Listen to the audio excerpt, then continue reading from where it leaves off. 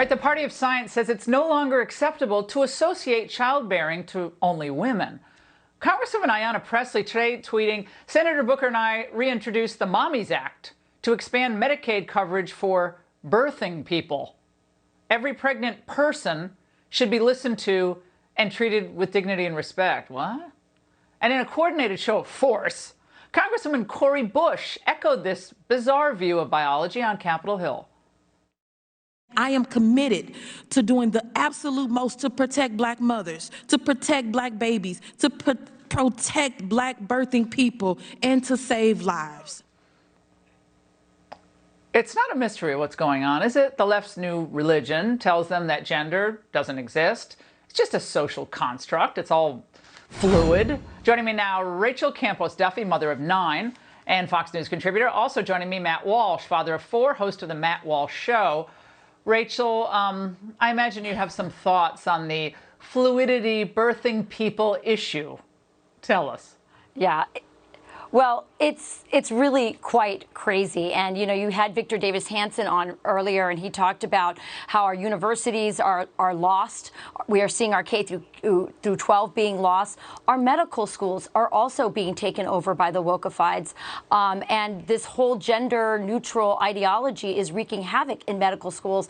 And just as we didn't have enough brave doctors during the pandemic to speak truth to power and truth to science, we need them now, because just as they infiltrated the teaching colleges in order to do what they've done to our schools, they're doing that in medical schools now. And even the earthy mamas from, you know, the La Leche League have given into the language. You know, they wrote that beautiful book called The Womanly Art of Breastfeeding, and they have now adopted chest feeding, which is hardly as beautiful as breastfeeding. Matt, that's a good segue to you, chest feeding, Matt. I know that because when you say the world is losing like beauty and truth, what did you mean by that? I was reading your comments. Yeah. Well, we're reducing women to birthing person. That's, you know, we're losing truth, losing beauty. I think that, first of all, a couple of things.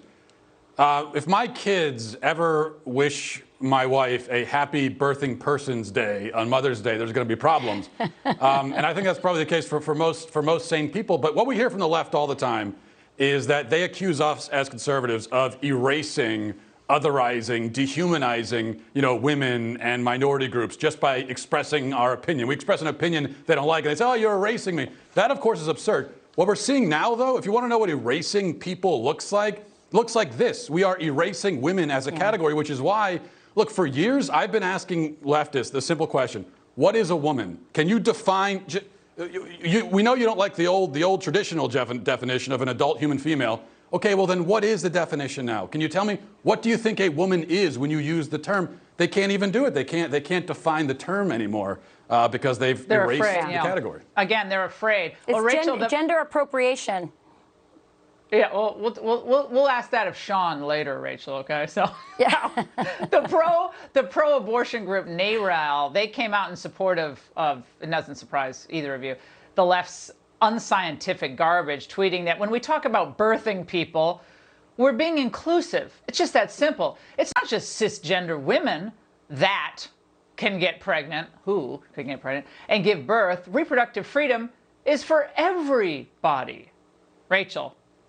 Pregnancy is not, in fact, for everybody. That is a lie, just like systemic racism is a lie.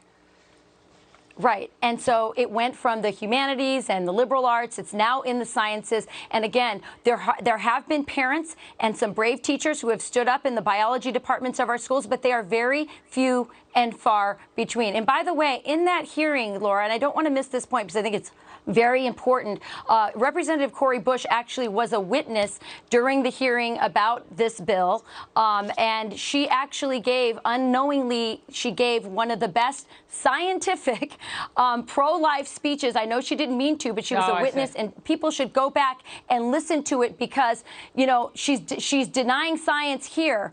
But when she talks about her prenatal baby and her experience as a woman having to defend her child who doctors told her should just be left to die, she gives she speaks to the humanity of a fetus in a way that you rarely see a pro-choice congresswoman do that. So people should look at this. Unwittingly. Fascinating. It's only a baby when someone Unwittingly. decides they want to keep the baby. By the way, a teacher did speak out. We'll play this very quickly, get Matt to respond. A Louisiana teacher slammed the whole woke gender fluidity issue. Watch. We got kids that can't read and write, and then we're going to teach them incorrect grammar. A man cannot menstruate. A man cannot lactate and breastfeed a child. You cannot give birth if you're a man. If you want to be an adult and do whatever you want with your life, I'm okay with that. Don't push this ideology on children. I'm not going to work in a district that's okay with that. Matt, they're driving sane people out of teaching.